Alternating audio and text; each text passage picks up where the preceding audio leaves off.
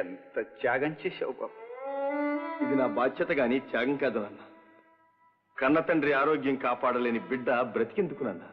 నా అన్న ఏమిటి నాన్న? నన్ను అలా పిలవకు బాబు.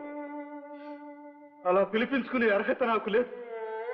నేను నీ నాన్నని కాదు, నీ పాలిటి రాక్షసుడు. అదేమిటి నాన్న? నాకేం అర్థం కావటం లేదు. అవును బాబు, నిజంగా నువ్వు నా కన్న బిడ్డవు కాదు బాబు. నేను నీ బిడ్డను కాదా? ఎవరి బిడ్డను? వేణు నా బిడ్డ. సత్తమ్మ, ఈ మాట నిజమేనా? అవును. మరి వాసు వేరే కొడుకు. నరసమ్మ, ఏమిటి నువ్వు చెప్పేది? వీరయ్య కొడుకు నా బిడ్డ ఎలా అవుతాడు? నా బిడ్డ వీరయ్య కొడుకు ఎలా అవుతాడు? ఇది అసంభవం. నిజమేనమ్మా. మీరు ప్రసవించిన సమయంలో స్పృహ తప్పిందా? అప్పుడు వేరే కత్తితో నన్ను భయపెట్టి బిడ్డల్ని మార్చాడు. వీరయ్య ఎందుకు ఇలా చేశాడు? చేయాల్సి వచ్చింది. దొంగ కొడుకైనంత మాత్రాన దొంగ కాడు అని నిరూపించడానికే ఇలా చేశాను. నా భార్య దిక్కులేని చావు, పసిబిడ్డ ఏడుపు, రంగనాథం గారు నన్ను అక్రమంగా జైలుకు పంపించాడనే కక్ష ఈ పని చేయించింది. కానీ నేను పొరపడ్డా. నేను పగ తీర్చుకున్నది రంగనాథం గారి పైన కాదు, అమాయకుడవైన నీపై. నా చేజేతులా నీ జీవితాన్ని సర్వనాశనం చేశాను. అందుకే భగవంతుడు నాకు ఈ శిక్ష విధించాడు. అయితే ఈ సంగతి అప్పుడే ఎందుకు చెప్పలేదు? నా బిడ్డను నాకు కాకుండా ఎందుకు చేశావు? అప్పుడే చెప్పితే నా ఉద్యోగం పోతుందేమో అని భయపడ్డా. అంతేకాదు, వేరే ఈ కట్టతో వేణు ప్రాణం తీసేయడమే. ఆ సంగతి బయటే తెలిస్తే నేను జైలు పోవాల్సి వస్తుందని కానీ వేణు బ్రతికే ఉన్నాడని ఈ మధ్య తెలిసింది. నాది ఎంత నీచమైన బ్రతికైపోయింది బాబు. ఈ నేరం నాది బాబు, నన్ను క్షమించవు. అవును, ఈ నేరానికి నువ్వేగా, భగవంతుడు కూడా క్షమించడు. నరసమ్మ, ఈ విషయం ఇంకెక్కడా చెప్పకు. అలాగే. సరే, ఇక నువ్వు వెళ్ళు.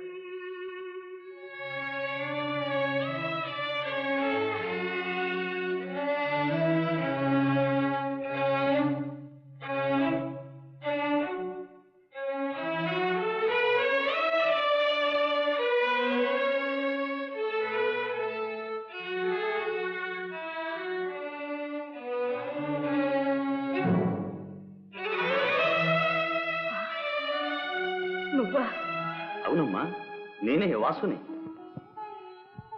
వాసు, ఏమిటమ్మా ఇది? ఏమైంది? నేనేమైనా పొరపాటు చేశానా? నీ మనసు నొప్పించానా? చెప్పమ్మా. లేదు బాబు. మరెందుకు ఈ బాధ? ఇది తీరని బాధ. అమ్మా, చిన్నప్పటి నుంచి నా బాధే నీ బాధగా చేసుకున్నావు. ఎంతో ప్రేమతో పెంచావు. జీవితంలో ఎన్ని కష్టాలైనా భరించగలను కానీ కన్న తల్లి కన్నీళ్లు మాత్రం చూడలేనమ్మా. నిజం చెప్పమ్మా, నా దగ్గర నీకు రహస్యాలు ఎందుకు? నేను నీ బిడ్డను కాను. బాబు, అదే లేదు బాబు. ఏమో పిచ్చి ఆలోచనతో కన్నీళ్ళు వచ్చాయి. అంతే బాబు, అంతే. బాబు, నాన్నగారు పైన ఉన్నారా? లేరమ్మా. ఇప్పుడు ఎక్కడికమ్మా? మళ్ళీ చెప్తావా?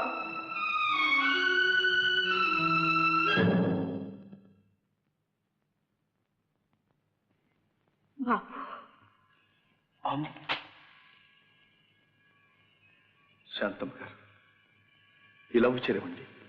బాబు, మీ హోదాకి తగ్గట్టు మర్యాద చేసే శక్తి లేనివ్వండి. రండి, కూర్చోండి. ఇంతకన్నా మంచి చూడు చూపలేను. పేదవాడిని. బాబు, పేదవాడివి నువ్వు కాదు బాబు. బిడ్డ ఉండి కూడా దూరం చేసుకున్న పేదరాల్ని నేను. కన్న బిడ్డ కళ్ళెదురుగా ఉన్నా చూడలేకపోయిన అందురాల్ని నేను. నువ్వు నా బిడ్డవే బాబు, నువ్వు నా బిడ్డవే.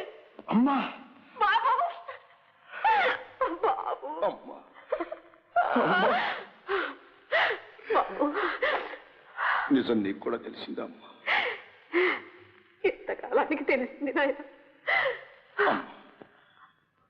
నీ బిడ్డలని తెలియకపోతే ఎంతో బాగుండేదమ్మా. బాబు, తెలిసినందుకు బాధపడుతున్నా? అవును,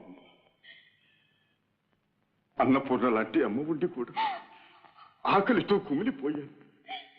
కడుపు దగ్గించుకుపోతూ ఉంటే అమ్మా ఆకలి అని అడిగే అదృష్టానికి నోచుకోలేని దౌర్భాగ్యుడయ్యాడు. ఔదార్యం గల తల్లి, హోదా గల తండ్రి, ఐశ్వర్యంతో తొలదూగే ఇల్లు, ఇన్ని ఉండి కూడా దిక్కులేని వాడయ్యానమ్మా. జీవితంలో అనేక కష్టాలు అవమానాలు పొంది దారి తోచక దొంగనయ్యాను.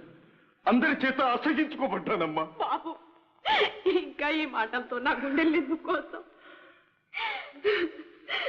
జరిగిందంతా మర్చి ఇక ఇంటికి వెళదాం పద బాబు.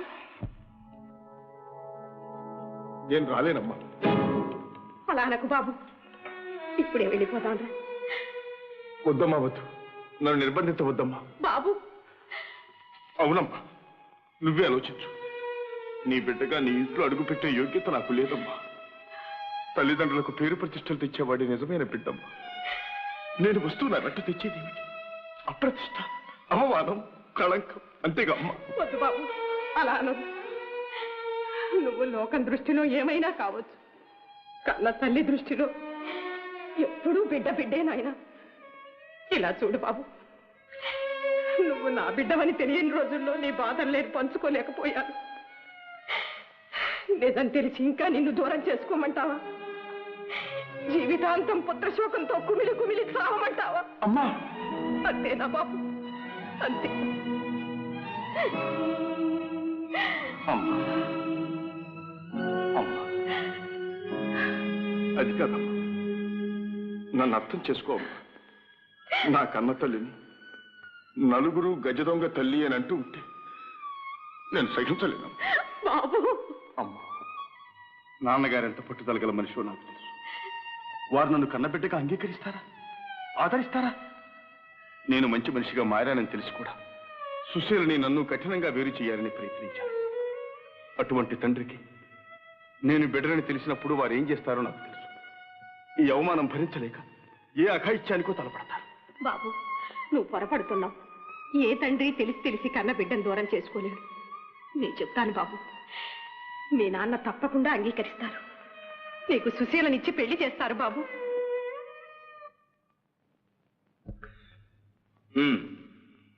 అయితే వేణుని తప్ప వాసుని పెళ్లి చేసుకొనంటావు. ఇదేనా నీ ఆఖరి నిర్ణయం? పెళ్లి ఉద్దేశం శుభాన్ని కోరేది అయితే మనసున్న చోటే మనువు జరగాలి. ప్రేమ లేని పెళ్లిళ్ళు ఎలాంటి ఘోరాలకి దారి తీస్తాయో మీకు వేరే చెప్పనక్కర్లేదు. మీరు అన్నీ తెలిసిన న్యాయమూర్తులు. అవును, ఎన్నో తీర్పులిచ్చి న్యాయమూర్తిగా పేరు పొందే నేను ఈనాటికి నీ చేత నీతులు చెప్పించుకోవాల్సి వచ్చింది. ఎందుకు నాన్న? మా ఇద్దరికి ఇష్టం లేనప్పుడు ఒత్తిడి చేయడం. ఏమన్నావు? నీకు ఇష్టం లేదా? ఇలా చూడు, నా ముఖంలో చూసి చెప్పు. నీ హృదయం మీద చేయి వేసుకుని నిజం చెప్పు. ఒక్క క్షణం సుశీలను చూడకుండా ఉండలే నువ్వు? ఆమెను పెళ్లి చేసుకోవడం ఇష్టం లేదా? లేదు, ఆమె హృదయంలో నాకు స్థానం లేదు. లేకి ఉందిరా, సుశీలకు హృదయం ఉంది. అందుకే